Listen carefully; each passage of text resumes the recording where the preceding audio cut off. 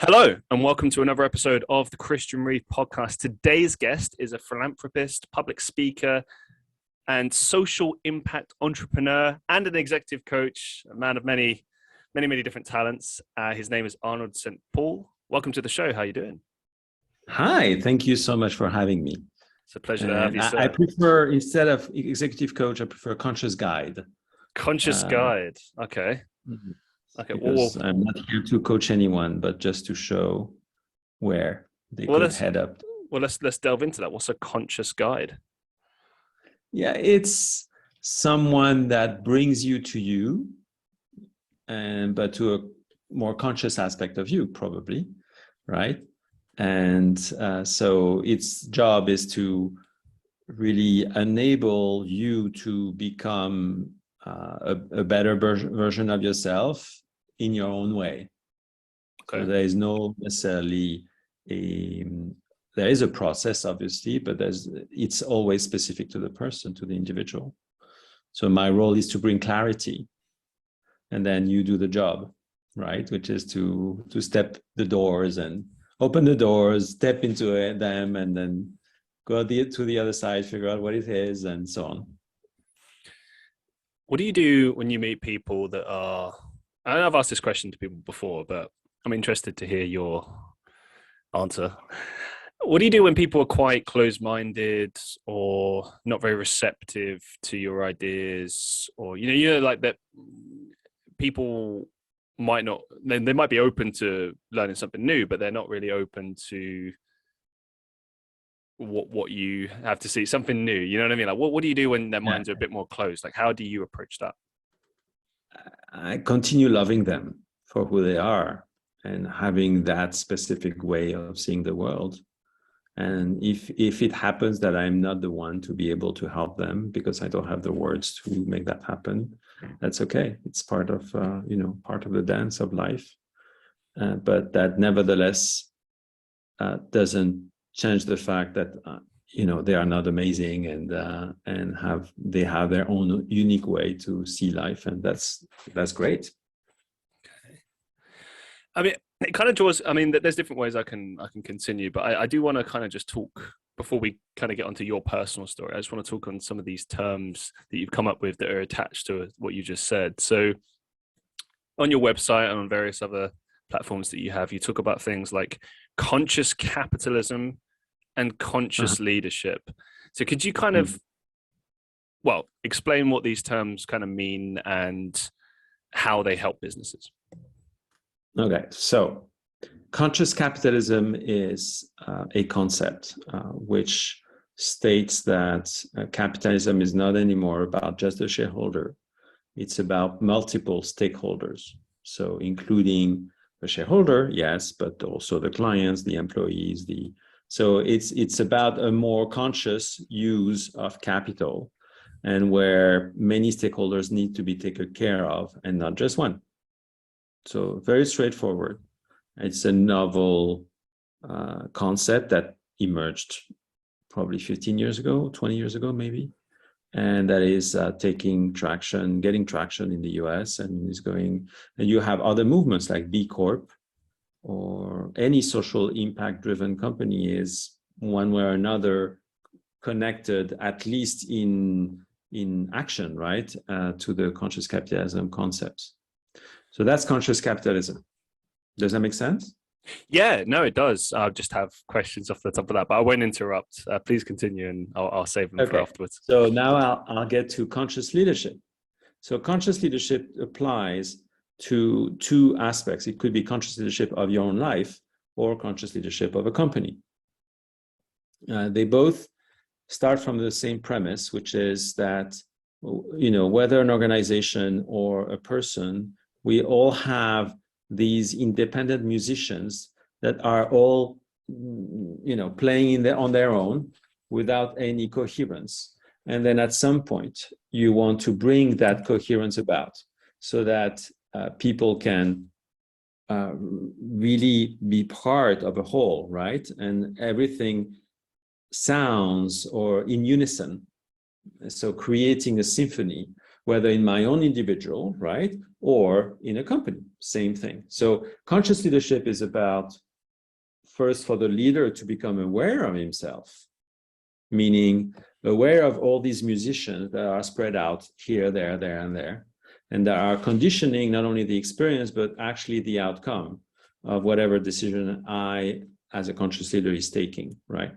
And when I become aware, then I have access to techniques to let go of any of these little musicians that are creating a little bit of chaos and cacophony, and to bring them about and bring them in back to the symphony of the vision that I hold in my heart, which is the purpose or the direction where I'm going to go.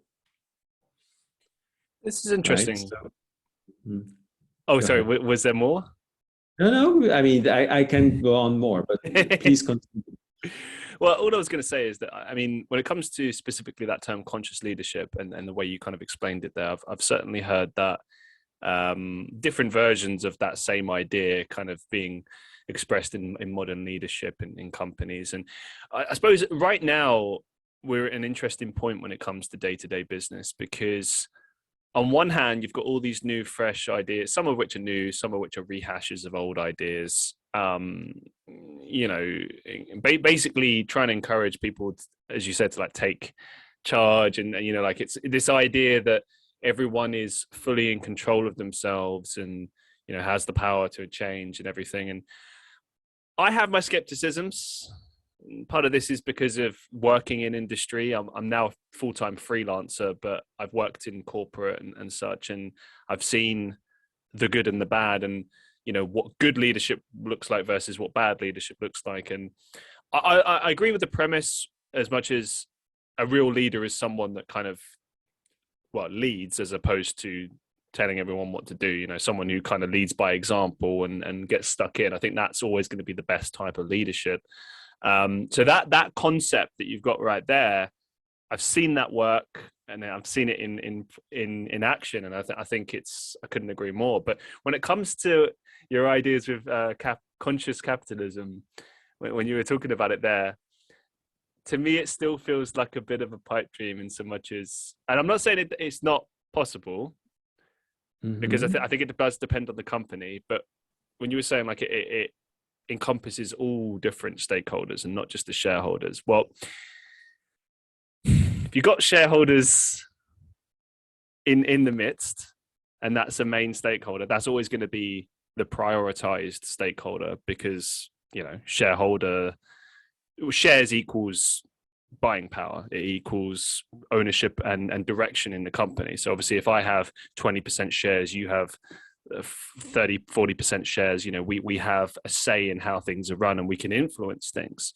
Not everyone, obviously. Some shareholders are just there for the dividends, there for advisory purposes, whatever. But my point with this is that I think it's noble to introduce this idea and try to get people to adhere to this idea that, you know, all stakeholders should be equal, and we should all have an equal interest in the success of the company from different.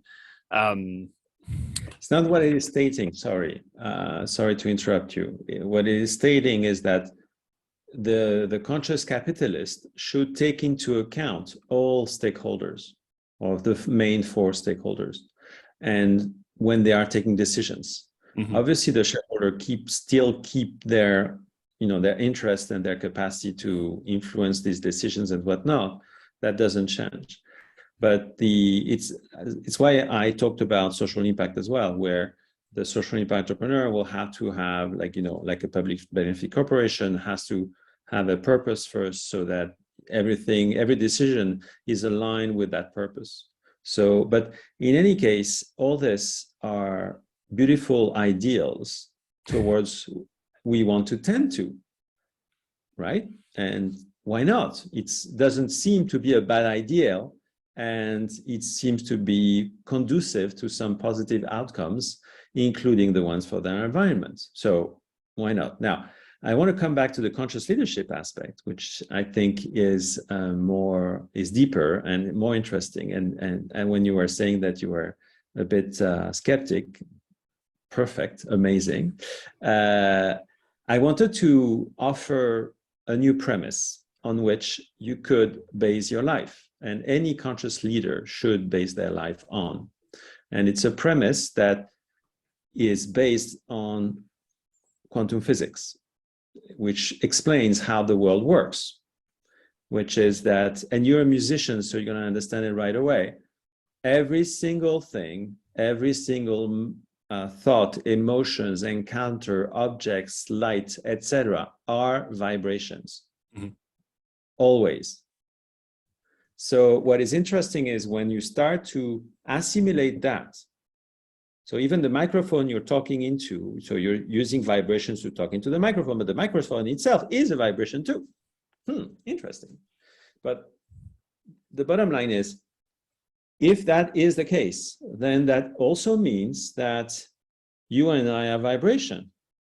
And I am currently resonating with you, right? We have that come and go, that dance between you and I. It's like some people say it's, sorry to interrupt, but some people say we're on the same wavelength. And obviously that's what they mean when they say that, don't they? Yeah, exactly. And I, therefore I can feel you, I can connect with you, and et cetera, et cetera, et cetera. But the bottom line is, as we are resonating one with another, you start picking things from me, and I'm starting picking things from you, whether consciously or unconsciously. So let's say that we are in the same company, right? Mm-hmm. I share, let's say that I am conscious leader, I share the vision, and therefore you start resonating with that vision. And because of my presence, you start being in sympathy with it as well. And all of a sudden, everybody starts to play in unison. It starts to make sense, right? Because again, we are all instruments, we are all vibrating all the time. Any situation I may be in, any contrast, meaning any experience you may have had in corporate environment, was always the result of your vibration. I disagree. Yeah, I'll save that. Go on. So that's the thing. If you accept that all is vibration, you cannot not accept what I said. Well, I don't know, because what you're saying kind of at least somewhat implies that, well, if you don't have the right vibration with this person, then, you are the source of the problem. Because, no, it's not necessarily tied to a person specifically. I can go deeper in. Yeah. We'll go with me on this journey for a second. Like, sure, the basic premise of what you're saying, and I agree with it as well, is that, like, at the end of the day, if we're going to be, and there's lots of different ways that people say this, some people say singing from the same hymn sheet, on the same wavelength. There's so many ways of saying we are essentially on the same understanding of this thing. And while we might be different people, we might think differently. This one thing, we feel and think the same way about this thing. We vibrate in the same way. Now, often you meet people in life that you don't, let's say, vibrate with or mix with, and maybe that's a clash of ideas. That could be a personal thing. The person, you could just have a personal grievance with someone, whatever the case may be. But sometimes, especially in a work context, and sometimes it's ego driven, or sometimes it's just as a result of other factors that aren't immediately obvious. But the point is, try as you might to get on with someone and to present things in a manner that's, like, I'll give you an example of what I mean. Like, I've worked in places, I always try to be, in any team that I work in, I try to be someone who offers ideas, and I don't shun other people's ideas. So even if I disagree with something that they're saying, I'll say, like, let's say they say, oh, let's try this thing. I'll air my grievances. I'll say, well, I feel this way about this. I'm not sure about this, but let's try it. Let's give it a go. Let's see what happens, and also with regards to how I propose an idea, especially when someone else has proposed an idea, I say, okay, well, that's great, but what if we would try this? So it's like you're not kind of destroying their idea, because that's the thing. People take everything personally, like an idea, a belief. Of course, a belief is part of you, but especially in a business context, like when you criticize someone's idea or their work, you are essentially criticizing them. And people, not everyone takes things that personally. Some people just realize that, hey, criticism, it's just part of life, especially in business, especially if it's going to make you more money. It's like, yeah, well, do what's going to make me more money, please. But the point is, it's getting on that same wavelength sometimes is difficult. And I feel like, I guess my overall point with all of this is you have to be open to that idea. Sure. And there's a lot of people I've met over the years that aren't open. And so while your idea in principle is great, and it's, it does work if people are open, if they're closed-minded to that, it's like, what's the expression, banging your head against the brick wall. It's, you can, and there's some people I've dealt with over the years in business and in personal everyday life where you just can't get through to them, so you don't, and it's not that person is not reachable, because sometimes it can be your technique as well. Sometimes it is as a result of how you approach them, and this is actually a question that I wanted to ask you, which I kind of asked before, but like, let's say you need to, like, you're working with a business, and let's say most of the people in that team are receptive to your ideas, but then there's one person who's actively refuting your ideas. Obviously I mentioned before, like, you might deal with people that are closed-minded or actively rejecting it, but like, how do you get through to them? There must be a way to kind of disarm them, so to speak, or to, like, It's not about disarming, it's more about finding the right angle, as you mentioned earlier. And sometimes they will be triggered by one specific topic or another, right? So they may say no to, I don't know, quantum physics 101, but they would be open to, they start asking themselves questions when they go through the workshop about balancing the masculine and the feminine energy. And then you take the little cable there, right? And you start pulling it, and then you start opening up the door of self-understanding and conscious awareness, in this case, of that individual. He may come back later on to quantum physics 101 to take that idea. Yeah. But so we are all resonating in different ways, obviously, like any instrument. And so it's not a one size fits all, by all means. On the contrary, although we all share the same destination, every path goes to Rome, as we all know. And so it is the same for any individual. Okay. Thank you for that. I appreciate that. Yeah. What would you say are the qualities of a social impact entrepreneur? Excellent question. I guess I would start with compassion, empathy, altruism are most likely the three pillars on which a social impact entrepreneur is the three horses on which he is riding. So that he not only has a vision of him wanting to help a specific segment of the social construct that we have around us, and he does it, yes, for a benefit, obviously, and that's great, but there are also a dose of empathy and of compassion, because if not, he's in capitalism only and not in social impact capitalism, I guess, if we could say it that way. Do you not think that the idea of capitalism in general and what it promotes versus these ideas that you're trying to introduce into the business, like, they kind of almost refute each other? I mean, because capitalism at its heart kind of encourages competitiveness and such, and part of that can be, I'm not saying it should be, but it can be, the old cliches of stepping on others in order to get where you want, and having aggressive sales and marketing tactics, etc. So how can you how can you sort of promote these ideas of compassion and such in that kind of environment? I mean, the thing is, what we call capitalism is very much a skewed balance towards the masculine energy. So, in other words, it's a very masculine-driven set of values.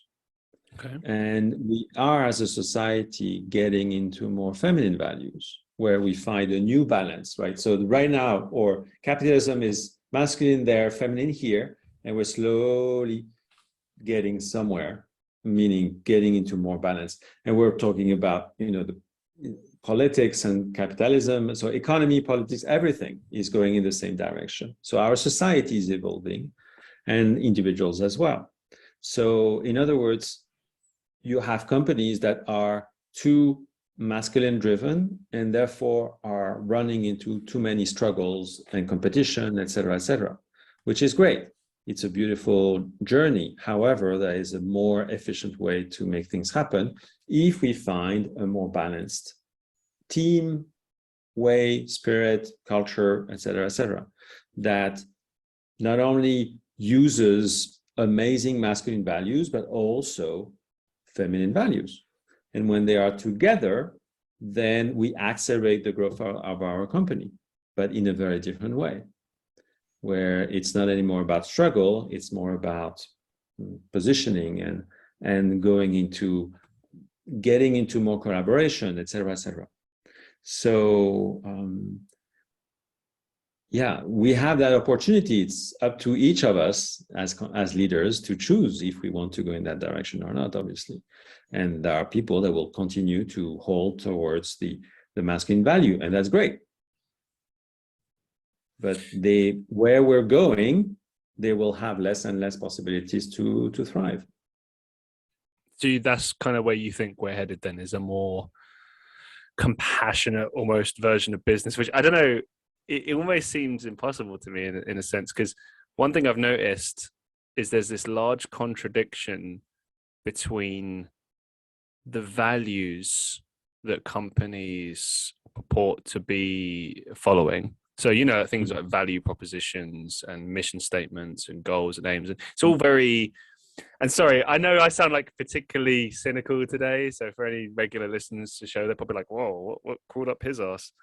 But I don't know, I think the only reason that I have this kind of attitude is that, every company that I've worked with or joined seems, with the exception of short startups, they seem to have a refreshingly different take on this, but then they eventually do become businesses. That's the thing. That's always the goal with a startup, is to eventually become a company. But they'll have these value propositions, they'll have these goals, these ways, principles, if you like, and maybe in the beginning they begin to follow them, or they aim to follow them, but then there's this kind of disconnect, and maybe it's because they're not able to sustain their business and adhere to those principles. Maybe it's that, maybe it's just they stop caring, they start making money, and then it's like, well, I care about this, I don't care about this anymore.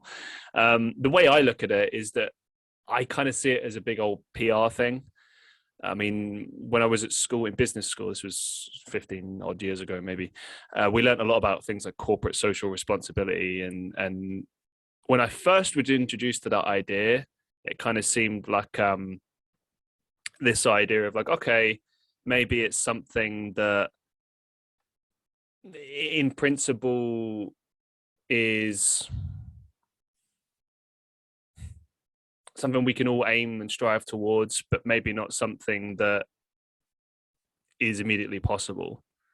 Mm-hmm. But on the other hand, the longer the business goes on, and the deeper you get, and the higher that business the higher stages that it reaches over time, the more you kind of find yourself saying, well, okay, do these businesses turn their back on these value propositions, or are they just kind of, I don't know, what was the reason behind that? Are they actually truthful? Do they actually believe in these principles, or is this just like an unfortunate happenstance? Mm-hmm, mm-hmm. I mean, where I can be confident is the fact that that movement has started a few hundred years ago, and it's continuing moving in the same direction, and it's accelerating, and not just in the economy, at all levels of society. And therefore, yes, you could consider all these CSR and other aspects completely cosmetic, although some of them mean well, and it needs time. Any movement needs time to take shape and happen, and for things to happen. So just have to be patient sometimes, and or find the right company also that aligns with that. Okay. I've just realized I'm pressed for time, so I'm going to have to shorten some of my questions to you. So I'm going to fire out some regular questions that I ask every guest. What's the best advice you've ever received?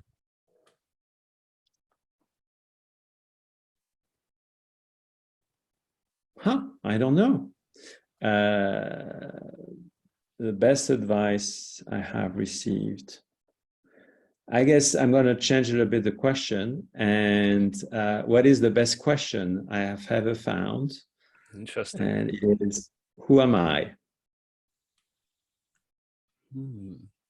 I like that. Yeah, like that's a good one. Okay. What's the biggest life lesson you've learned so far? That we are so much more than we think we are. Interesting. So that there's more potential and possibilities for us at all times. Night and day. I love that. One question I want to ask you, because you balance a lot of different things in your life. Do you have any kind of like time management tips that you could share with people?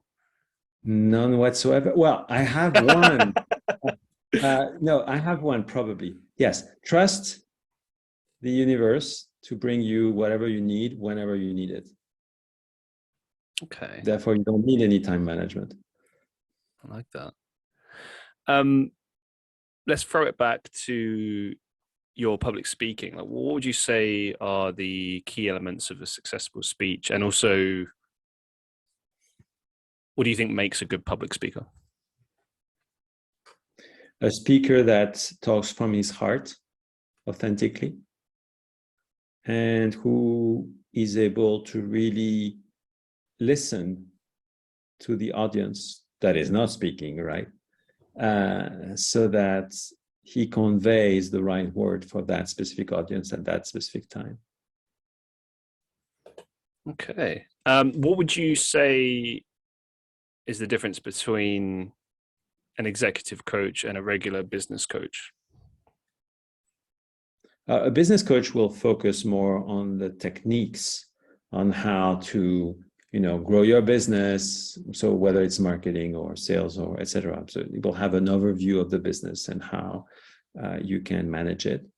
An executive coach will be more helping the individual, the CEO, to find the right answers within him. So it's helping him to manage the company. So, it's a bit broader scope, less technical for the executive coach. And while the business coach will have more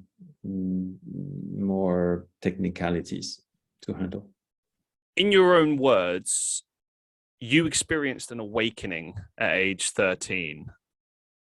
And I suspect that it's probably influenced a lot of how you have lived your life and, where you are today. But talk us through that experience and how things changed and how it shaped your life. I guess it's, in that moment when any truth that you hold within you starts superseding anything that is being offered to you by the outer world, between quotes. So it's the emergence of that inner world that we may choose to have or not, right? And that led me very quickly towards that question I was mentioning earlier, who am I? That became an obsession for me and led me to study the different religions, the different books, philosophies, practices that were available that humanity has gone through and has put together. And so that was the inception of what I can offer today, which is that heartful method, because I have always been on that journey to understand further how we're having this human experience and how that whole thing works, right? The mind, the heart, the eye. What does that mean? How does that apply to my day-to-day life? Is there a way for me to find a balance that not only fosters more prosperity and thriving and happiness at the same time? And as these questions were emerging, then started to emerge as well responses in the form of drawings that would give me a map of how to live life in a better way. And nowadays I use it to help leaders to rewire themselves and start from scratch and live a life that is vibrational driven, instead of feeling it being tangible and living from more feminine values than masculine ones also at the same time, right? That's part of that journey. So it's quite a young age to go through a spiritual awakening. I had one a few years ago, maybe 3 or 4 years ago now, when I was living in Europe. And the thing that it taught me was that, well, to be honest, the biggest thing it taught me was to stop being afraid and just kind of go for it. But you're 13, and at that age, when we're teenagers, when we're in school, however you want to look at it, schooling, to a certain degree, how our parents raise us, it's part of like a set way of doing things. It's like there's a certain degree of indoctrination that occurs, and maybe our parents introduce us to freeing ideas. Maybe we even get taught certain free ideas at school. I know that I learned critical thinking as a result of a few different teachers at school, but the rest of the teachers were like trying to get me to think in this kind of very boxed way of thinking, which is really and truthfully is just there to kind of set you up for a life of doing things, doing what you're told, basically. If you choose so, you can also, because of that super contrast, then you can choose to override it. But that's the thing. And that's kind of what I want to tap into, because while we always do have that choice, we don't always necessarily have the strength and the confidence to understand that there is a choice, and we don't have the realization necessarily. This is why I wanted to talk to you about this, because having such a profound realization at such a young age is a really powerful thing. And it's difficult to, for instance, in my own life, it was difficult for me to overcome fear. And it wasn't a case of people not introducing those ideas to me. There were people around here and there, maybe not enough people, but there were people here and there saying what I needed to hear. But I didn't get to that point until I got to that point where I was ready to hear it, and suddenly I listened and then changed things, right? But you're age 13, you have this awakening moment. Was it introduced to you by a specific person, or was it just a series of realizations? I know you've delved a little bit, but as far as it was more, I was offered, I was imposed to go to church and do the things, the things we'd have to do when, me coming from a Christian family.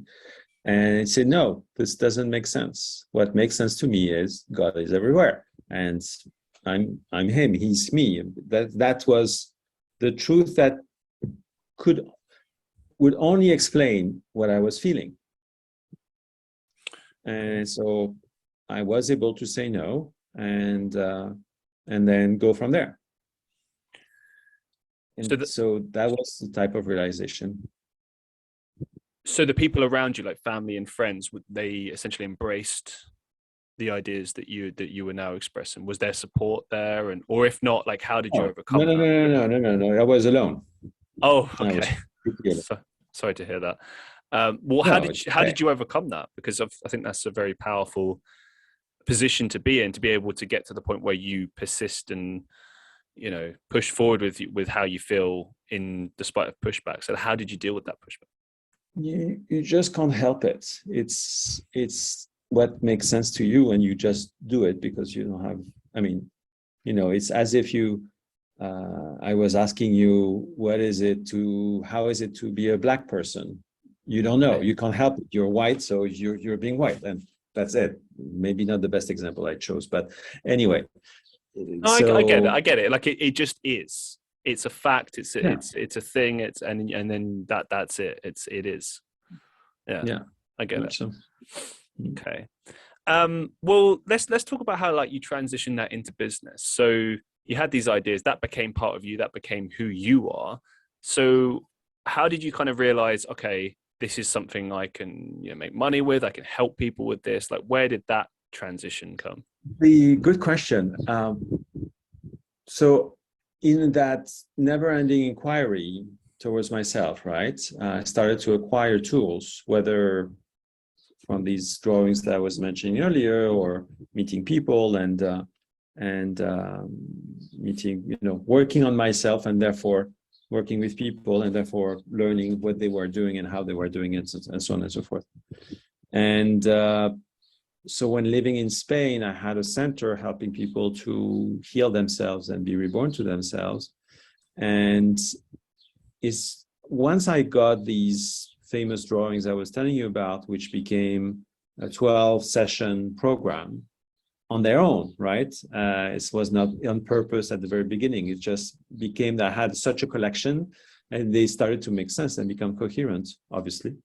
And then I started helping one person and then another and then another, and was working marvelously. And so then it became a thing.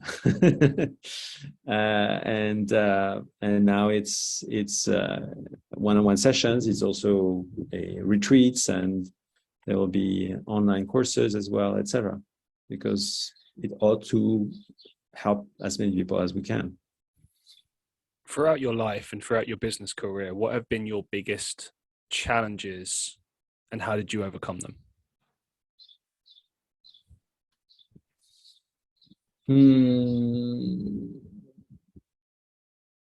I guess the biggest challenges has always been myself, because always limiting myself in one way or another, unconsciously, obviously. And so it's, probably I heard that recently from a lady, I think. Entrepreneurs are probably the more conscious people ever, because their journey, the journey of an entrepreneur, is to become more and more conscious of himself if he wants to really be the entrepreneur he believes to be, right? And so how did I overcome that? Well, with patience and with resilience and persistence, and applying my tools, the ones I had, discovered throughout the years. What would you say have been your biggest success cases so far when it comes to the work that you do?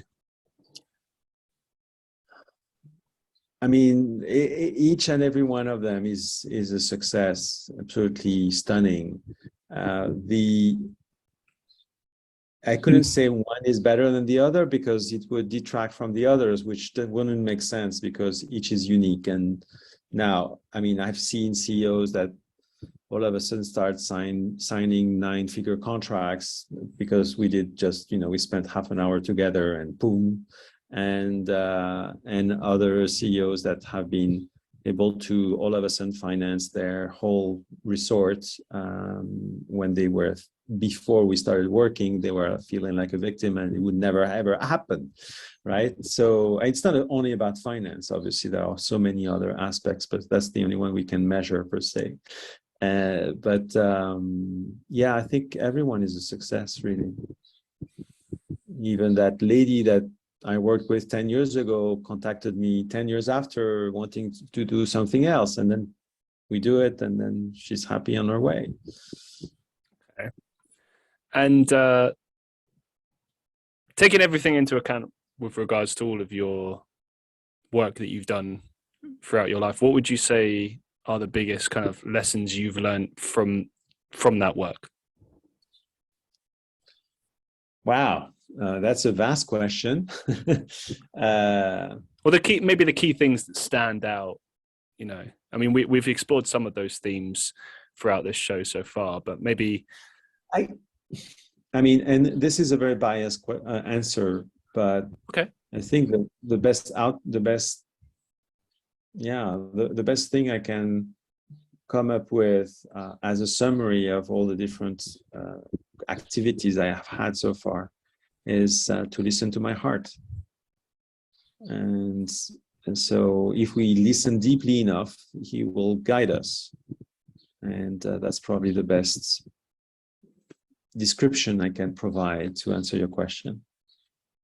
That's brilliant. I mean, I try to kind of make these questions always, you know, personal to the person as much, like give people like room to kind of like explore how they feel about things. And there are no right or wrong answers, really. It's just truthfully like, right. What are your takeaways, you know? Because it's very easy to talk about successes and failures, etc. But the key things you want to sort of touch on are the experiences, the lessons. And I imagine these are some of the themes that you kind of will explore in the conferences and the public speaking you do, because it's like those stories, those lessons that you learn are the things that you can share with others and be like, hey, maybe it's learn from my mistakes, or maybe it's learn these lessons that I'm giving to you that I've learned in my life. You know, it's always about sharing, you know, and that's kind of what I'm trying to do with this show as well, is to kind of share the very best of people and say, hey, look at this person, they've got a wealth of knowledge and experience that they have, and they're sharing it with you, you know?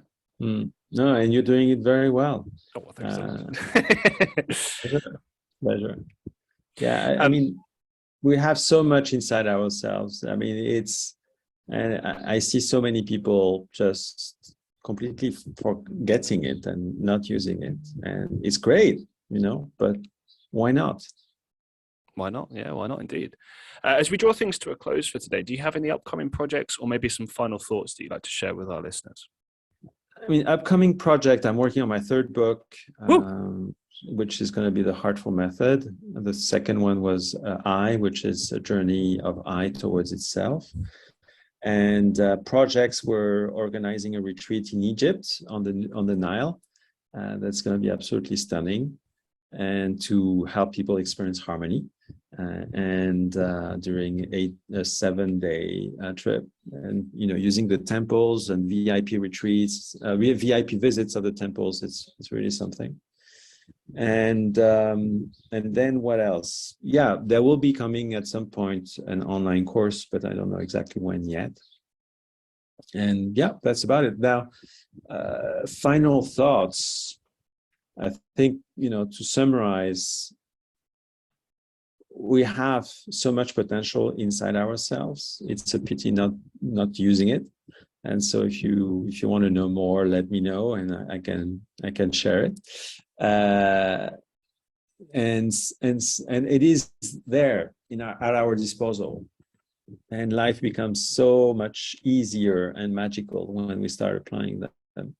So let's hear and listen to our hearts, and it will guide you without a doubt, and without a missed step towards what is our vision. Brilliant. Thank you so much for sharing, for being on the show. Thank you. It's been a real pleasure. Likewise. And to all the listeners of the Christian Reeve Podcast, as always, be safe, be well. Thank you very much for listening, and I'll see you in the next one.